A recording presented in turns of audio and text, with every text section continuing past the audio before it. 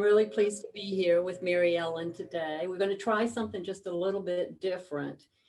Before we get started, I want to thank Friends of the Library and Book Sandwich Inn for asking me to be part of their program. It's a great program. I've always been an attendee when we had it at USCB Center for the Arts. And now that we're all virtual, we're doing some different things. So we wanted to come to the Pat Conroy Center because of the literary background that brings us here to Beaufort and to our love of all the things that Pat wrote about Beaufort. I also want to thank Jonathan, who's been a dear friend during these years and such a supporter in helping me get this book written, along with all the other docents here and so many friends. And I want to thank Mary Ellen for agreeing to do this today. Mary Ellen not only is a writer herself, but she made sure that I dressed appropriately. My first interview that I did, I had on something totally inappropriate in color. And she said to me, "Where's your red dress?" And I said, "I don't have one." And she immediately went into her closet and pulled out a handful of red dresses and said, "Here." And for that, I'm truly grateful. She's a great friend. And thank you for having this conversation with me today. And I will turn it over to you. Okay, well, it's my pleasure. So Solo and Solento is mostly the story of a time you spent in Italy where you ostensibly went to write a book.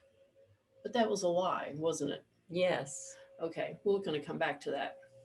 In the first chapter of the book, you introduce us to a very wounded woman, a woman who was overlooked, misguided, and lived two of her first marriages in a torturous state. It successfully sets the scene for some of your decisions and behaviors throughout the story. But then you choose to honestly assess your position and take a pilgrimage to gain some insight. By introducing yourself this way, did you hope to connect with an entire group of women who went through that same kind of experience? Because it demonstrates that courage overcomes adversity, and in the long run, we really are the masters of our own destiny. So explain. It was very hard for me to acknowledge that pain and suffering, to put it into words for other people to view. But as you said, I recognized a universal truth in my own pain, and it became necessary for me to share that in order for the story to make any sense at all. Okay, and have you gotten feedback from women who I found have. themselves in similar circumstances? I have, and the interesting thing is, I thought surely I was the only person that had failed at two marriages, and that's been remarkable to me, how many people have come up and said to me, "Thank you so much for talking about that, for talking about the pain, for talking about feeling less than." So yes, I've had a lot of good feedback from that. Good. Now let's get back to the lie, which is a recurrent theme throughout the book. Lies don't usually come in packs of one. So how many did you have to tell to get where you were going? I always like to say they were a story. I was telling a story, so I convinced myself it really wasn't that much of a lie. It was me telling a story about how I really wanted to do something so much, but I was still too frightened to tell people the truth, that I just wanted to go off. I needed to be alone. I didn't need anyone else with me. So the book, I've always wanted to write a book. So the book just became the big lie, I would say. And then everything else kind of trickled from that. That became the focus of my story. I'm going to do this, I'm going to do this. So all the other things just trailed after it. Okay, now you told Ray that you had chosen this location by saying, "Otranto, the name is right, loud and strong, just like the warrior woman. This is my heart place. You know, one of those places that instantly claims you. I'm sure of it. It's where I meant to write the book." Would you please read from page 17?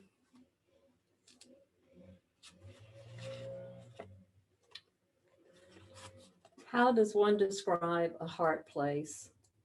For me, it's the color of the water, rising and falling, shifting from mood to mood. Or maybe it's the wind, balmy one minute, biting the next. Add to that the simplicity of the farm area rolling down to the sea, the vibrant colors, the bold patterns in the artwork, the music, and the sacred places.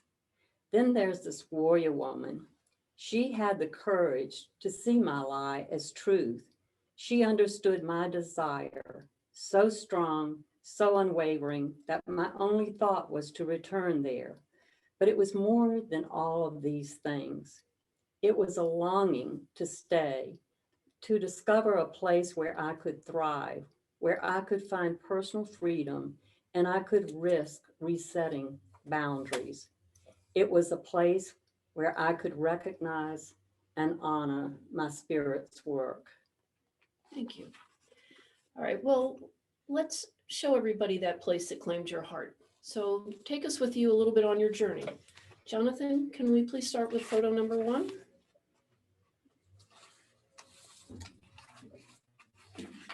All right, here's your book cover. Now, as we see here, there seems to be a remarkable resemblance between you and this person on the cover. How did you craft that? Well, my publisher, Cola Books, and I spent considerable time and effort on this cover. One of the things that I enjoyed a lot about working with them is they sketch out several covers and then they have a contest. This particular cover I was not sold on. So initially the lady had, well, initially it looked like a male statue. And then it looked like in a mustard colored dress that was really dreadful. And so, and it was just kind of standing there. So I said, let's try a red dress. Let's try a yellow hat. Let's try a glass of wine. Let's soften the yellow. And so when this one went out to the contest, this one just won hands down. And I walked into the bookstore on Boundary the other day, and they had it right on their top shelf of nonfiction, and it just really screamed. So it does. It's great primary colors. Jonathan, photo 2, please.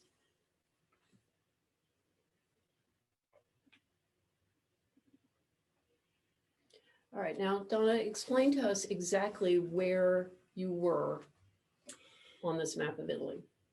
If you'll look, I think most everyone knows that Italy is designed so that there's a toe of a boot and there's the heel of the boot. And Otranto is in the heel of the boot. And if you look all the way down to the very end, you'll see Brindisi, then you'll see Lecce, and then you'll see Otranto, which in fact, Otranto projects out into the sea further than any other part of Italy. And it's called the easternmost part of that area there. Okay. Jonathan, photograph 3, please. All right, Donna, tell us about this and why this was significant to you. This was the promenade that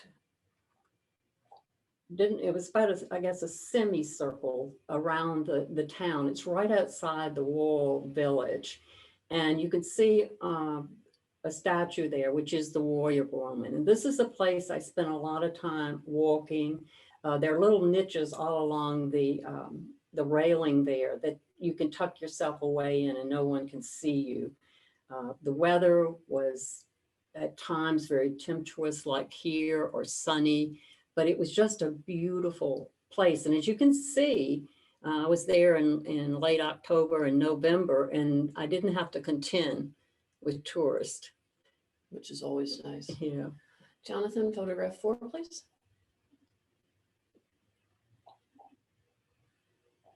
All right, and tell us about this.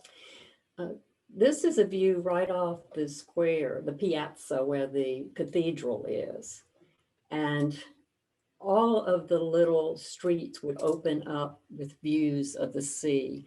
And for me, the sea is a spiritual thing. It's so calming at times and it's so stormy at other times. So it always suited my personality or the mood I was in, regardless. And this was a very beautiful, calm day. And it's almost, that water is almost the color of the background of the cover, isn't it? Yes. Okay, Yeah. now, one of the reasons that you were focused on some work you were doing there had to do with a mosaic. So we're going to see a couple pictures of what inspired you. Jonathan, picture 5. Okay, and want to tell us what this is? This is the floor in the cathedral. It's a mosaic floor, and it was designed by Pantaleone in 1163. And he was a monk at a very eclectic monastery that's just outside the town. Both Jewish, Muslims, and Christians studied at the same place. This is a beautiful piece of work. The centerpiece is the tree of life, and it represents the good and evil. And it was a way, the interesting thing with this picture, you'll see that there are benches in there, but back when this floor was created, there were no benches, people stood. And there were varying degrees of your place to stand based on your place in the hierarchy of the church. And your station in the town. Okay, Jonathan, number 6, please. And this is the signature. Yes, this is Pantaleone, and you'll see it's Pantaleonis, which is Latin. And if you can imagine, this is over 800 square meters, this floor is, in those tiny, tiny little pieces of mosaics. And the age, and they were just as beautiful and as smooth as could be. This gives you a really good idea of the scale. Yes, and this is what inspired me to look for a mosaic class. I really wanted to know what it felt like to create not anything of this caliber, but to understand what it required to do this kind of work. And we're going to come back and discuss that in a little while. Jonathan, number 6A, please. And Donna, would you please read from page 128?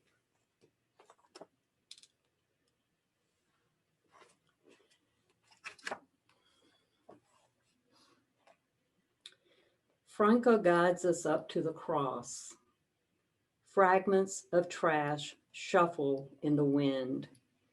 Years of neglect speak of lost hope.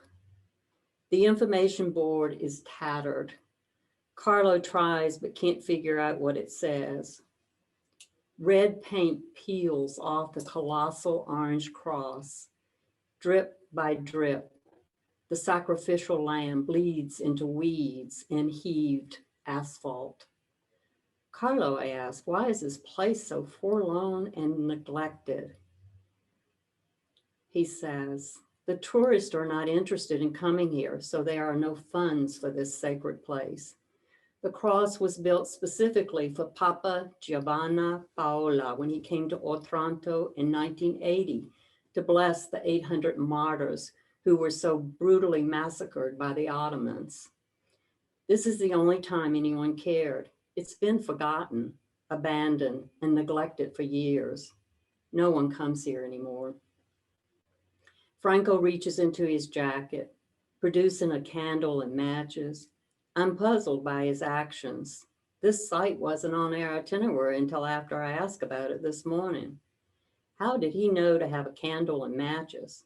How could this man be prepared for a sacred moment?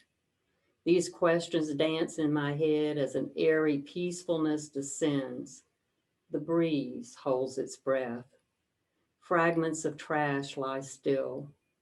Bird voices murmur in meditation. Franco kneels and lights the candle.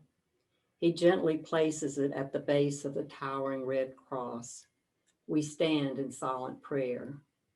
It's ironic that it took 500 years for a pope to come to Otranto to bless these 800 souls who gave their lives for their faith. No memory of Pope John Paul's visit remains here, just an overwhelming sense of loss and betrayal. Franco makes the sign of the cross. Lost in solitude, we ramble back through the perfumed grasses. Franco picks another bunch of herbs and hands them to me with his sweet smile, accompanied by another song. He's a singing man, making a joyful noise as we go along. The music and words soar from his heart. They give salvation to this long neglected place. Wonderful. Jonathan, number 7, please. And Donna, would you please read from page 52? Okay, this is my apartment, Via Castello numero 14. I say that out loud, savoring the Italian words on my tongue. It's my home for a month. I stand at the front door and move quietly inside.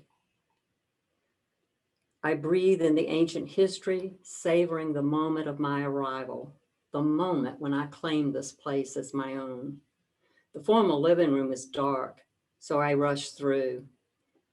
The next room features double archways, one a bright salmon pink and the other a burnt peach. Particles of sunlight filter through the area, a rainbow in progress. The space between the two arches is layered with hand-carved floor-to-ceiling cabinets in pale bleached wood. Donna, Jonathan, number 8, please.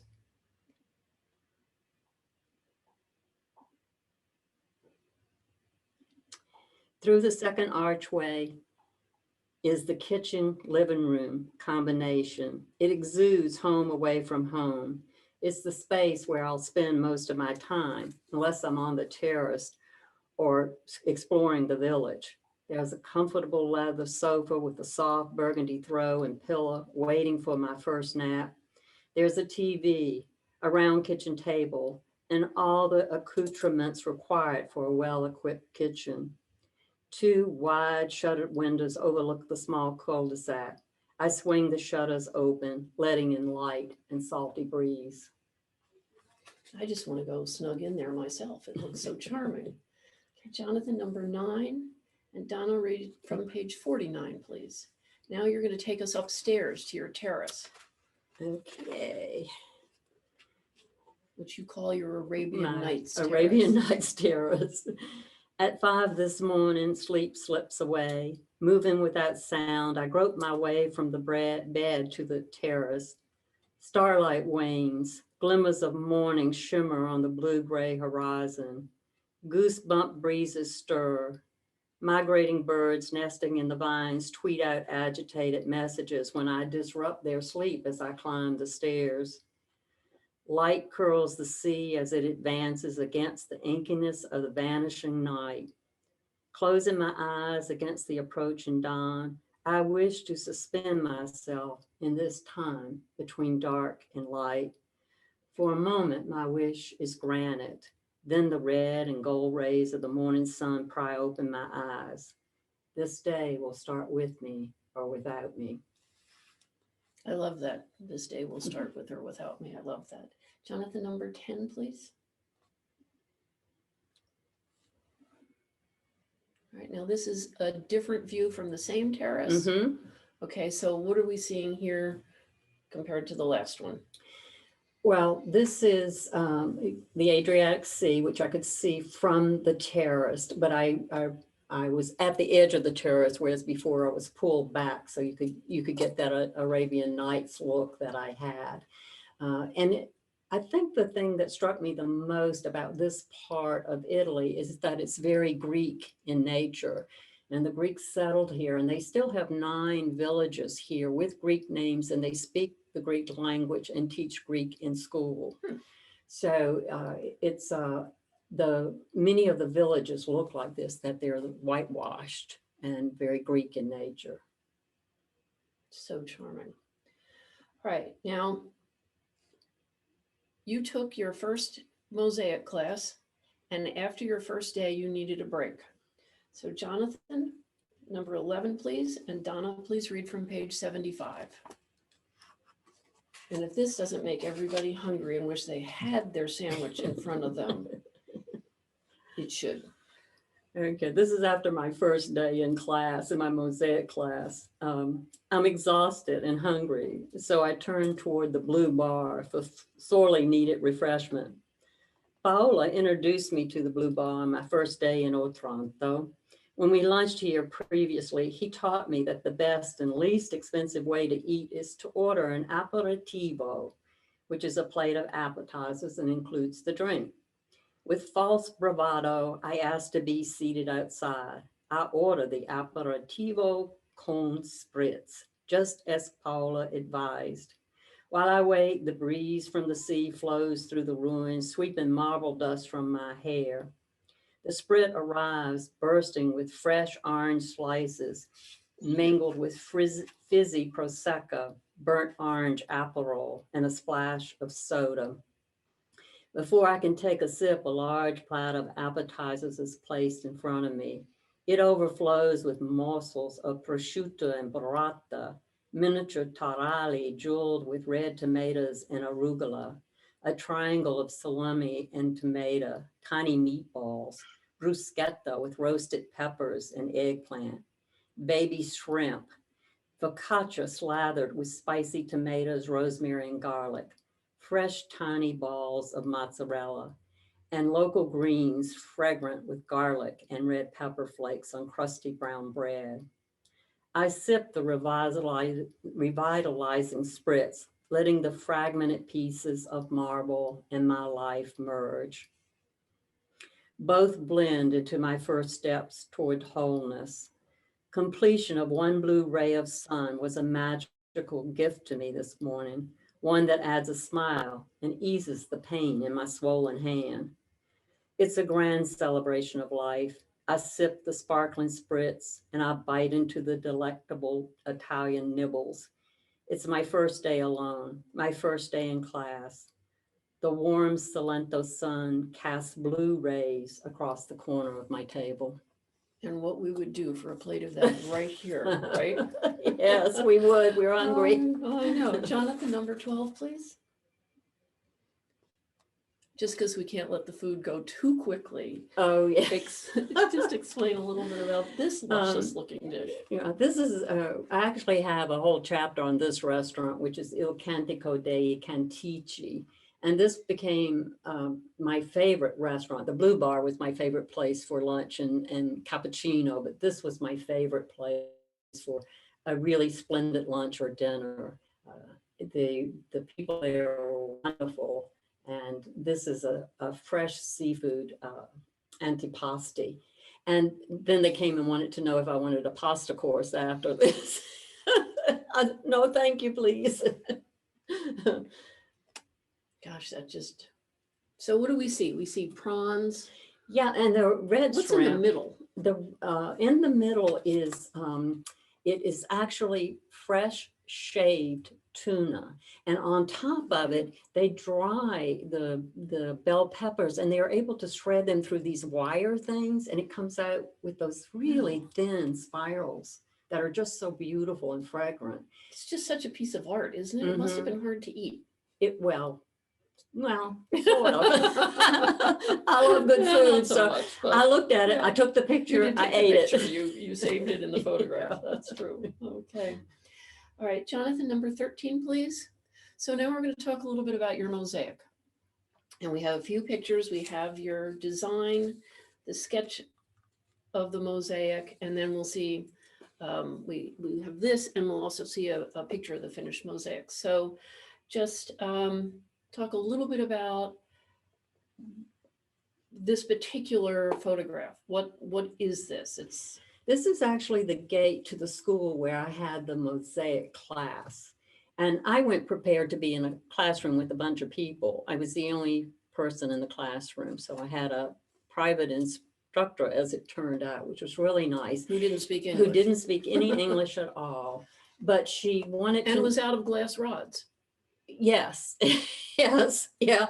That's why my mosaic has a blue sun instead of a yellow sun or a red sun or anything, but it has a blue sun because it was the end of the season and they hadn't reordered supplies, so I took what was left.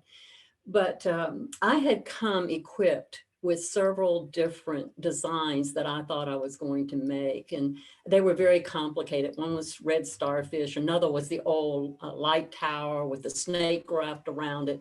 And one was the trolley in Albarabella, which are those conical shaped houses that have all these really interesting symbols on them.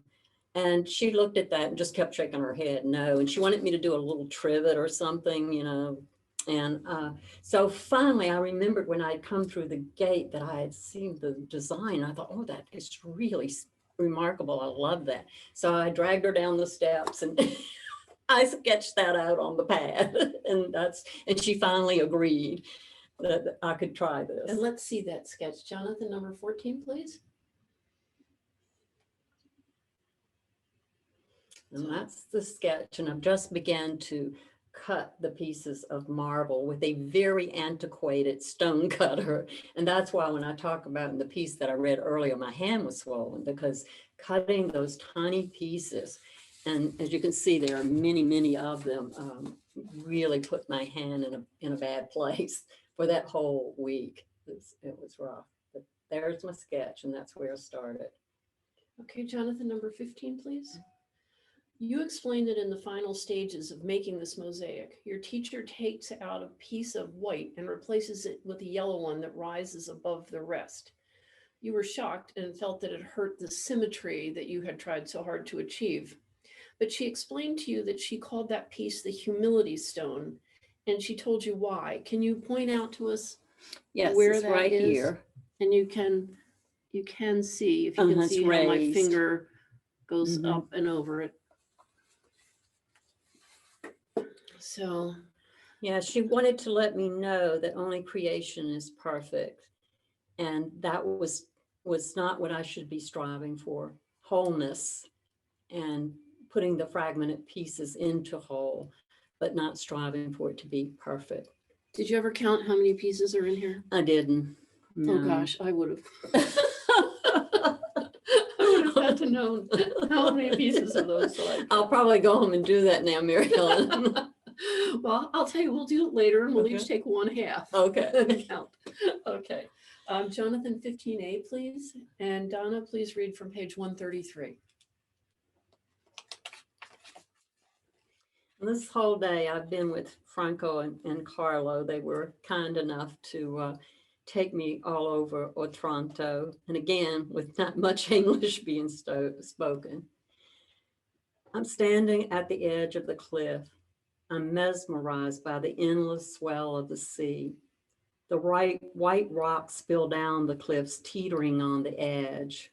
Razor sharp sun rays shave strands of diamonds off the white lighthouse, flinging them into rainbow sparkles across the wide expanse of water.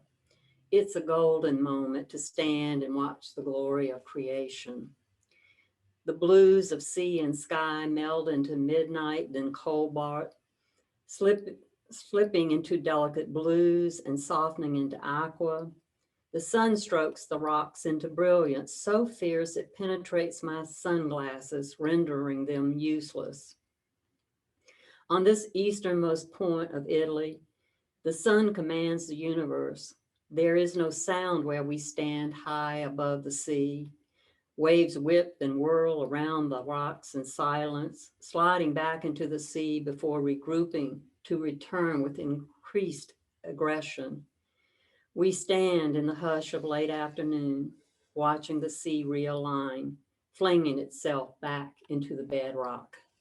I just love the way your descriptions just take us right there. I mean, I imagine that everybody that's looking at this right now and listening to your words can feel what you were feeling when you were standing there. It's just so striking. Thank you. Okay, Jonathan, number 16, please. Edrusa was your muse. Tell us about her and why you feel she exerted such a strong influence on you. In a short paragraph. I know you could talk about her for days. For a long, long time. Yeah. I could talk about her. I've eventually, and over time, came to recognize that Edrusa was my younger self. And by the end of this time of sorting through what I needed to sort through in my life, I came to see her as that free spirit, the one that I had pretty much put a lid on from the time I was 19 on. I felt like the decisions I had made were terrible, and I had to be a bad person to make all the bad decisions I made. So when she came to me, she came running and laughing and dancing and skipping and free and such a spirit of nature. And it, it just came to be as this whole thing evolved with me, that she became who I am, because I was that all along, but I had just put it behind me. And to incorporate her and this warrior woman together gave me the strength that I needed to change, to start on a different way with my life. Okay, Jonathan, number 17, please. And if you would read, Donna, from page 135.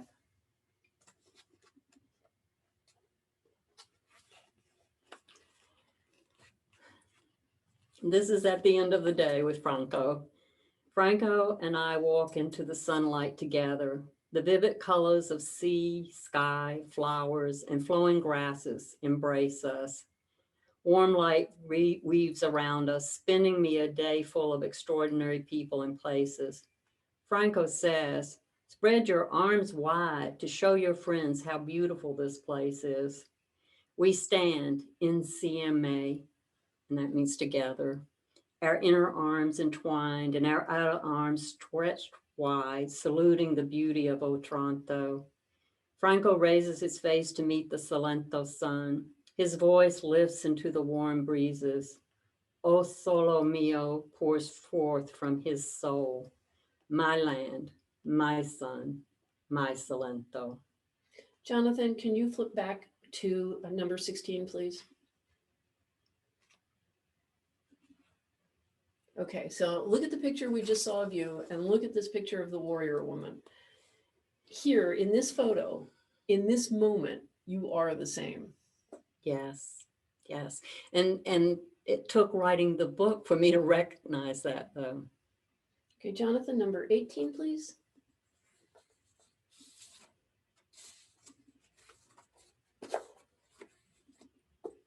Okay, just tell us a little tiny bit about why you love this photograph. You say it's one of your favorites. Yes, this is. I had taken this photograph also in Puglia, in the same region. And this was when I first knew, and this is in the first part of the book, when I knew I needed to go back and I needed to go by myself. And I had been standing looking out at the sea, and I had been communing with that lone tree jutting out. And I had set my wine glass down, and it was just taking this picture and the image of this, that for the 2 years before I went back by myself, this picture stayed with me. I kept it on my desk. I kept saying to myself, you will do this. All right, you conceived this book and pretended to go over there and write it, and then came home with basically only notes and impression, and the whole job of writing a book still ahead of you. How many years did it take from start to finish in the writing process? And after your first draft was written, who else became involved in the process? For a long time, I would go around telling everybody it took me 8 years to write the book, but then I realized it only took me 4. And that's because when I came back immediately, my sister was diagnosed with ovarian cancer. And so for 8 months, I took care of my sister. She lived in Virginia. And after my sister passed away, I had been putting off eye surgery, and I scheduled the eye surgery, and my eye hemorrhaged in the eye surgery, and I lost my sight and had to have numerous surgeries before some of my sight was restored. So during those years, those were very bleak years, and this trip to Otranto, that time alone got me through those years. It gave me the strength and courage to know I would come out on the other side. So when I finally started writing the book, it took the 4 years, and I didn't start it until I became part of the Sea Island Spirit Writers, and you had to show up with a piece to read. So I was part of that group once. I know. So I wrote The Last Supper, which I think is chapter 45 in the book. That's what, and that group has been so supportive throughout the process. And of course, my publisher, Kohler, John Kohler, and then Joe, the editor, great, and my beta reader. I mean, if you read my book, please read the acknowledgments, because I learned to do that, and you get a real good picture of the author and the things that they consider to be important. And all of these people, they gave me such gifts of time and their energy, and it's so critical. The Pat Conroy Center, everyone here, Jonathan, has done so much for me, and Cassandra, Marley, all these people have just been fabulous, really. And if any of the authors are out there listening, which I hope you are, Dana or Becky or Bren or anybody, thank you for all the things that you've done to support me. So now that I'm writing fiction, and my second book is called The Red Starfish. I was going to say, tell us a little bit about your second book. A chef or a caterer from the Low Country who goes to Italy, and she's been working and saving to make this happen for a long time. She's going to stay a year. She's going to work in a restaurant, and she's so excited. And her best friend already lives in Italy. She's a film star and a model, and she's going to stay with her friend. And just when she's on the verge of leaving, her friend's parents call her to tell her friend has disappeared. And so that's the premise of this mystery. Was this the first time you had ever traveled alone on a journey of this magnitude? And was it a scary decision to make? How much help did you need? What advice would you have for women who aspire to make a similar journey? I encourage it wholeheartedly. And what I would say is, you don't have to go to Italy or France or anywhere. You can figure out a way to make this journey to yourself anywhere if you carve out the time. I personally had to get away, far, far away. I had to leave everything behind to clear my mind. And that's some of the magic, isn't it? It is. It's a lot. Well, for me, it was the magic. And I have traveled, since I was in my 20s, I've traveled. But yes, this was the first time I undertook a very long trip alone. And I did not find it difficult. There were a couple of times I was frightened, just simply because I couldn't get the information I needed, in a language that I wasn't fully able to explain myself in. So there were a couple of times that I felt, oh my, what if I've said the wrong thing or done the wrong thing? But it went away quickly. And I just think we all, not just women, but we all need time to ourselves. We need time to regenerate. Of course, the virus is seeing to some of that. We're now maybe having too much alone time, but still, it's a time to renew and take a time that you don't have any responsibilities. I think, to me, that's the thing that freed me up most. I could get up and I didn't have a to-do list in front of me. The day was mine to savor. All right, well, I could keep asking you questions, but I think it's time to turn it over. So thank you, Jonathan. Thank you very much for all the photographs. And Marilyn? Thank you, Mary. I'm going to give this to you. Thank you. All the comments that have come in have just been ooey gooey over the pictures. Love the pictures and loved your descriptions of the place and just the feeling of it. And yes, a lot of writers have joined in and watched you today, including Bren. Bren McLean is. Hey, Bren. Thank you. Yeah. I personally was interested in the symbolism in the book, which I thought was great. I don't know if it was accidental, deliberate, but as a writer, I'm sure it was deliberate. But the mosaics, putting all the pieces together and then taking out the trash.